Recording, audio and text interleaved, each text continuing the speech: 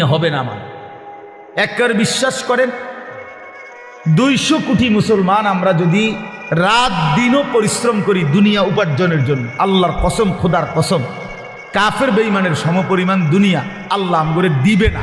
এটা আল্লাহর ওয়াদা, দিত না। মানে আমি হেবেটারে কইলাম শাহাদাত ভাই, আপনি যদি মাথাও ফাড়াই এলাম, আমি টাকা 500তে চাইছেন, আমি দিতাম না বেটা।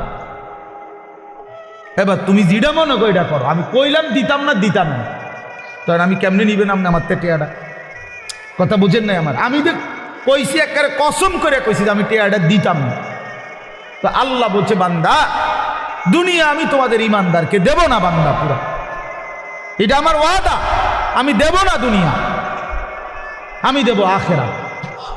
আখেরাতে আল্লাহ বলছে, বান্দা দুনিয়া আমি তোমারে প্রয়োজন মাফিক দিচ্ছি, আর কাফিরকে দুনিয়া বেশি দিলাম, তবে আখেরাতে পুরাটা তোমাদের ইমানদারদের জন্যই বরাদ্দ রাখলাম, বেঈমানকে এক ঢোক পানিও পান করতে দেব না, এক ঢোক পানি।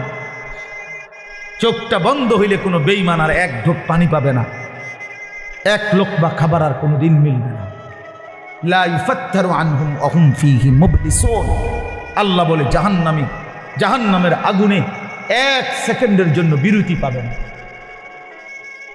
লা ইউফাত্তারু, বিরতি হবে না। কি ভাই, তাহলে আপনি কি লেগে লাফালাফি করতেছেন?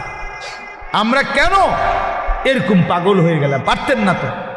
দুনিয়া আমরা বেঈমানদের সমপরিমাণ হবে না, এটা আল্লাহর ওয়াদা, আল্লাহর ওয়াদা। তো যার হাতে সব, তিনি বলতেছেন আমি তোমারে দিতাম না, আপনি কীর্তন কারাকারি করেন কেন? এই সাফাসাফিটা করতেছেন, উনি কইলো দিত না? বলেন বলেন।